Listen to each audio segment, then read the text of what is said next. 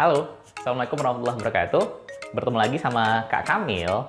Kali ini kita belajar IPA kelas 9 semester 2. Nah, di video kali ini kita akan ngebahas bab pertama mengenai kemagnetan. Video ini adalah video pertama dari beberapa video yang nanti akan kita buat yang akan membahas mengenai magnet ini. Oke? Nah, apa itu magnet? Secara sederhana, kita bisa artikan magnet adalah logam yang dapat menarik logam lainnya. Atau ada juga yang mengartikan kalau magnet itu adalah benda-benda yang dapat menghasilkan medan magnet. Kalau kita punya logam, contohnya besi, kemudian kita dekatkan pada magnet, maka besi-besi tadi akan tertarik dan menempel pada magnet, terutama pada bagian ujung-ujung magnet. Bagian-bagian ujung magnet ini kita sebut nanti sebagai kutub magnet, merupakan ujung magnet yang memiliki gaya tarik paling kuat. Terus kalau kita mendekatkan kutub magnet dengan kutub magnet yang lain, misalkan utara sama selatan, maka akan terjadi gaya tarik-menarik antara kedua magnet. Kedua magnetnya akan tarik-menarik hingga nanti saling menempel. Karena kutub yang berlawanan itu akan tarik-menarik. Sebaliknya, kalau yang kita dekatkan adalah kutub yang jenisnya sama, misalkan utara dengan utara, maka kedua magnet akan saling tolak-menolak. Kutub sejenis akan tolak-menolak, utara dengan utara ataupun selatan dengan selatan. Terus kita tahu dari mana sebuah magnet itu ujungnya kutub utara, ujung yang lainnya kutub selatan. Dari mana kita tahu ujung yang mana yang kutub utara, ujung yang mana yang kutub selatan? Seperti yang sudah kita ketahui sebelumnya, bumi itu memiliki dua buah kutub. Oke? Kalau di gambar ini, di bagian atas ini kita sebut nanti sebagai kutub utara bumi. Sementara yang di bagian bawah, kita sebut nanti sebagai kutub selatan bumi. Kutub utara ada di arah utara, kutub selatan ada di arah selatan. Nah, kalau kita punya sebuah magnet, lalu magnetnya kita gantungkan sehingga dia bisa berputar dengan bebas, maka setiap magnet pasti akan selalu menunjukkan arah utara sama selatan. Ujung yang satunya menuju ke utara, ujung yang lainnya menuju ke selatan. Kenapa bisa? Gara-gara bumi juga memiliki medan magnet. Nanti kita bahas pada video berikutnya yang membahas medan magnet bumi. Oke?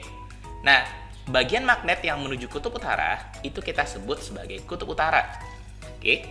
Bagian magnet yang menunjukkan kutub selatan bumi itu kita sebut nanti sebagai kutub selatan magnet. Oke? Nah, sekarang kita bahas apa penyebab munculnya gaya magnet. Kenapa magnet bisa menarik logam-logam lainnya? Gaya magnet timbul gara-gara adanya interaksi antara kutub-kutub magnet yang ditimbulkan oleh gerakan muatan listrik atau elektron. Apa itu elektron dan seperti apa gerakannya pada sebuah atom, itu nanti akan kita bahas ketika kita belajar bab tentang atom. Setiap benda itu punya magnet kecil yang disebut nanti sebagai magnet elementer. Setiap benda punya ini. Magnet elementer itu magnet kecil berupa atom. Ya, karena setiap benda tersusun dari atom dan setiap atom itu bertindak sebagai magnet elementer. Magnet elementer ini timbul karena adanya gerakan elektron pada atom. Pada benda yang bukan magnet, magnet elementernya itu tersusun secara acak, menghadap pada arah yang berbeda-beda. Tetapi pada benda yang merupakan magnet, magnet elementernya tersusun secara rapi dan menghadap pada arah yang sama. Oke, dan inilah yang mengakibatkan munculnya kutub pada magnet. Dan sifat magnet, kutubnya akan selalu utara sama selatan. Kalau ini ada sebuah magnet, kirinya misalkan utara, kanannya selatan, ketika kita potong, maka potongannya itu juga nanti memiliki kutub utara dan kutub selatan. Kirinya tetap utara, kanannya tetap selatan. Oke, dipotong jadi berapapun, maka kutub potong-potongannya akan tetap memiliki dua kutub utara sama selatan. Terus sekarang kita bahas bentuk-bentuk magnet. Yang pertama ada namanya magnet batang, yang bentuknya seperti ini. Oke, biasanya berbentuk balok. Kemudian ada magnet jarum, ujung-ujungnya runcing. Terus yang magnet jarum ini biasanya digunakan sebagai kompas, sebagai magnet pada kompas. Ada magnet silinder atau magnet tabung. Terus kemudian ada magnet cincin, gara-gara di tengah-tengahnya bolong. Terus nanti ada magnet U, karena berbentuk seperti U. Atau sering juga disebut sebagai magnet ladap atau magnet tapal kuda. Karena sepatu kuda bentuknya seperti U seperti ini. Oke. Nah, sekarang kita bahas jenis-jenis bahan berdasarkan daya tarik magnetnya. Ada bahan yang bisa ditarik magnet, ada bahan yang tak bisa ditarik magnet. Secara umum kita akan bagi 3. Yang pertama ada namanya bahan ferromagnetik, yaitu bahan-bahan atau benda-benda yang ditarik kuat oleh magnet dan bisa kita jadikan sebagai magnet buatan. Apa contohnya? Misalkan kobalt, terus ada besi, kemudian ada nikel. Jadi setiap benda yang terbuat dari 3 bahan ini pasti bisa ditarik oleh magnet. Kemudian ada bahan yang disebut sebagai paramagnetik. Kalau tadi ferromagnetik, ini paramagnetik. Paramagnetik adalah sebutan untuk bahan yang ditarik oleh magnet tetapi lemah, oke? Dan tidak dapat dijadikan magnet buatan. Bisa ditarik tapi lemah tarikannya, sangat lemah. Apa contohnya? Misalkan logam molybdenum, kemudian ada logam magnesium, kemudian ada litium.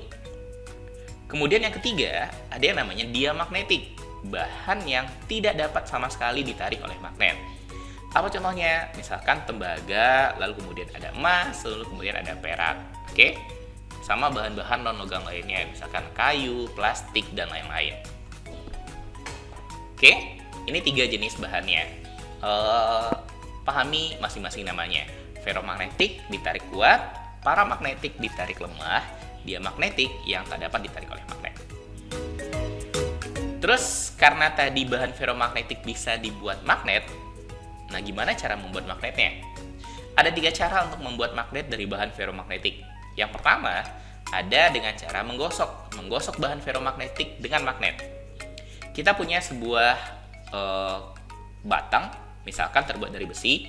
Karena dia bukan magnet, maka magnet elementernya tersusun secara acak, tidak rapi dan menghadap pada arah yang berbeda-beda. Nah, untuk menjadikan batang besi ini magnet, maka kita bisa gunakan secara sederhana dengan cara menggosok. Kita ambil sebuah magnet permanen, lalu gosok salah satu ujungnya. Boleh kutub selatan, boleh kutub utara. Dan menggosoknya harus satu arah. Misalkan kita gosok dari kiri ke kanan. Dan gosoknya berkali-kali. Makin sering kita menggosoknya, makin banyak kita menggosoknya, maka magnet yang dihasilkan nanti akan semakin kuat. Oke?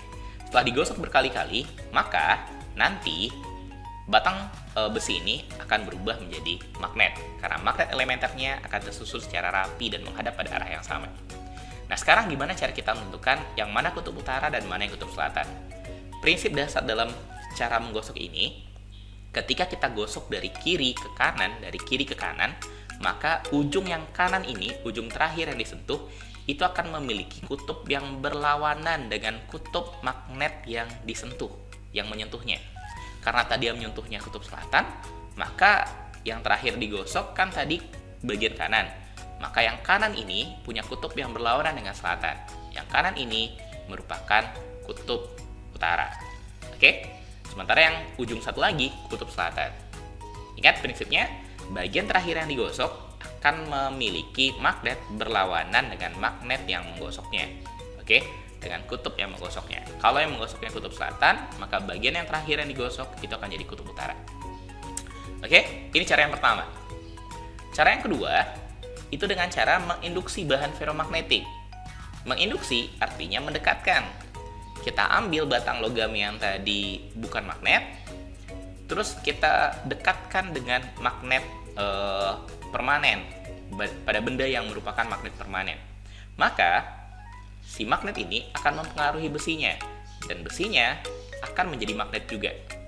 Dengan cara seperti ini kita sebut sebagai cara induksi. Oke? Terus menentukan kutubnya bagaimana? Nah, bagian logam yang berdekatan sama kutub magnet itu akan memiliki kutub yang berlawanan. Kalau ujung ini kita dekatkan dengan kutub utara, maka ujung ini akan menjadi kutub selatan. Oke? Kalau ujung ini kita dekatkan dengan kutub selatan, maka dia akan menjadi kutub utara. Terus cara ketiga, cara yang paling sering ditanya di ujian, mengaliri bahan ferromagnetik dengan listrik DC atau listrik satu arah. Sumber listrik DC itu biasanya baterai atau aki. Kita punya sumber listrik baterai, sumber listrik satu arah. Terus kemudian kita hubungkan dengan kawat, lalu kawatnya kita lilit-lilitkan seperti ini. Kita buat kumparan seperti ini, lalu kita balikan lagi kawatnya ke kutub negatif pada baterai. Maka pada kawat nanti akan mengalir arus. Nah, jika pada kumparannya kita masukkan sebuah batang logam ferromagnetik, maka ketika ada arus yang mengalir, ingat arus itu mengalirnya keluar dari kutub positif, karena kutub positifnya ada di kiri, maka arusnya keluar ke kiri, lalu mengalir pada kawat menuju ke atas.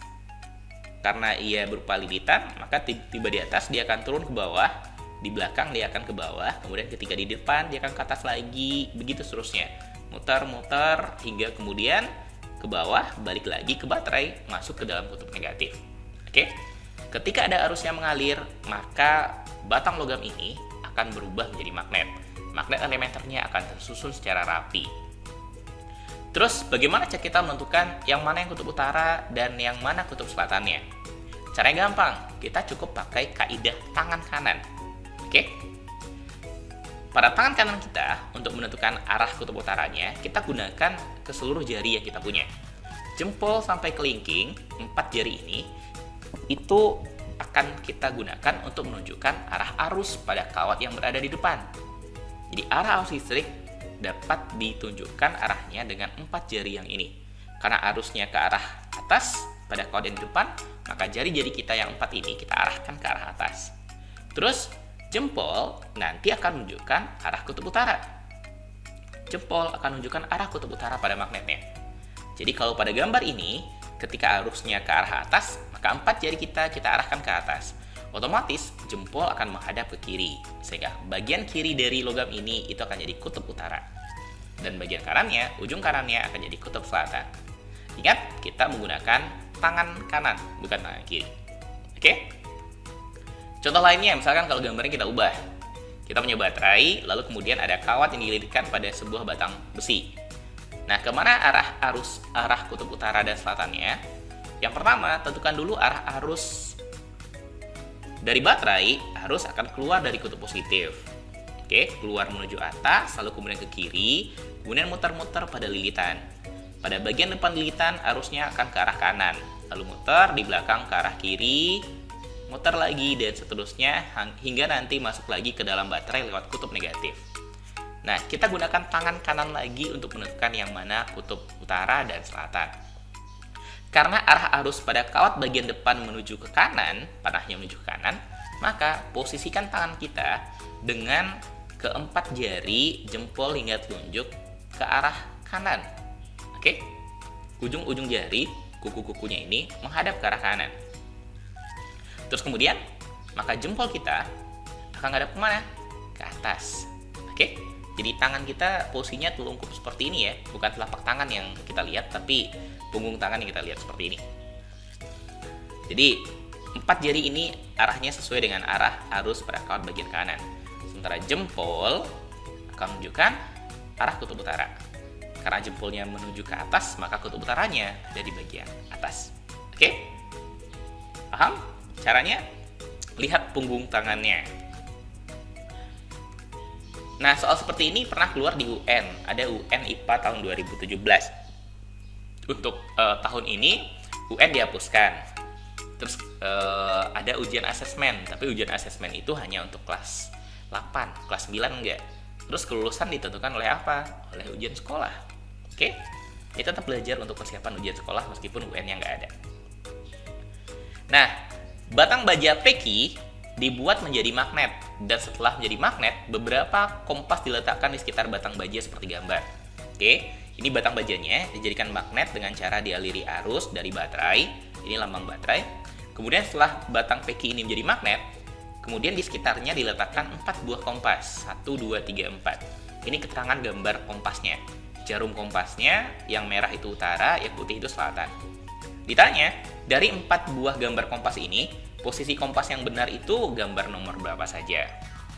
Oke, untuk menjawab ini, yang pertama harus kita tentukan dulu kemana arah arus mengalir pada kumparan ini. Ingat, arus keluar dari kutub positif, dan kutub positif pada gambar baterai dilambangkan oleh garis yang panjang. Arus keluar dari kutub positif, berarti ke arah kanan.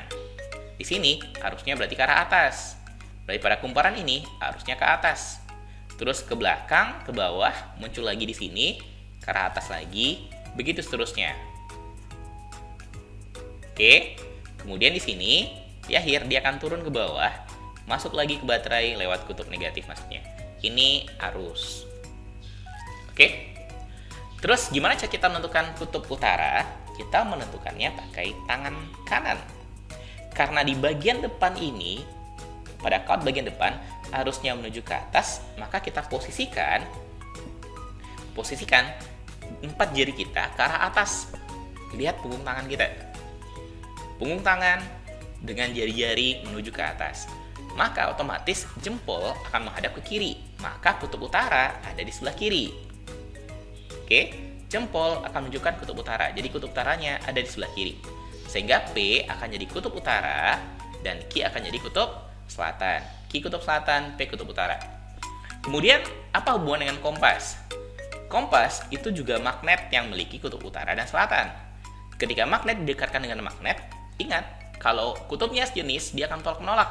Kalau berlawanan jenis, dia akan tarik menarik. Yang merah kutub utara, yang putih kutub selatan. Kutub selatan tertarik oleh kutub utara, berarti ini benar. Oke? Kutub selatannya menghadap kutub utara, benar. Di gambar nomor 2, yang merah ini kutub utara, yang putih kutub selatan. Kutub selatannya menghadap kutub utara. Oke, ditarik oleh kutub utara, berarti nomor 2 juga benar. Nomor 3, yang merah ini kutub utara, yang putih kutub selatan. Kutub utaranya berada di dekat kutub utara. Salah, kutub utara harusnya ditolak oleh kutub utara. Oke, kalau ini berarti ditarik oleh kutub utara. Salah, berarti nomor 3. Gimana dengan nomor 4? Yang putih kutub selatan, yang merah kutub utara. Kutub selatannya di dekat kutub selatan. Salah. Harusnya selatan sama selatan itu ditolak, bertolak, saling tolak menolak, sehingga harusnya kompasnya berputar. Utaranya harusnya menghadap selatan. Oke? Kutub utaranya harusnya ditarik oleh kutub selatan pada PQ. Maka jawaban yang benar mana? 1 sama 2. Oke? Kalau tadi kita ngebahas cara membuat magnet. Nah, sekarang kita bahas gimana cara menghilangkan sifat magnet pada magnet buatan. Ada 3 cara. Ketiga-tiganya pada intinya adalah mengacak arah magnet elementer. Kalau dia bersifat magnet elementernya arahnya sama, tersusun secara rapi dan menghadap pada arah yang sama. Kalau kita bisa mengacak-acak arah magnet elementernya, maka sifat magnetnya akan hilang.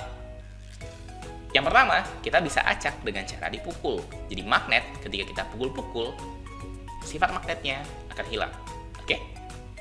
Atau yang kedua, bisa dengan cara dipanaskan. Kalau dipanaskan, magnetnya bakal hilang sifatnya.